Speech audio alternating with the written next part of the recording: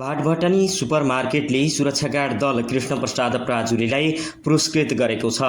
15 चैतमा राजावादीको आन्दोलनको क्रममा कोटेश्वर स्थित भाटभटानी सुपरमार्केटमा लुटपाट गर्न आएकाहरूमाथि प्रतिकार गरी थप क्षति हुनबाट जोगाएको भन्दै सुरक्षा गार्ड प्राजुलीलाई 5,01,011 नगद सहित पुरस्कृत गरिएको हो।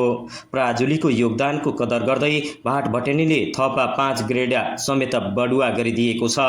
उनीसँगै अन्य सुरक्षा गार्डहरूको समेत ग्रेड बढुवा र नगद सहित सम्मान गरिएको छ। भाटभटेनी सुपरमार्केटका सञ्चालक मिनबहादुर गुरुङले उनीहरूलाई नगद सहित सम्मान गरेका हुन्।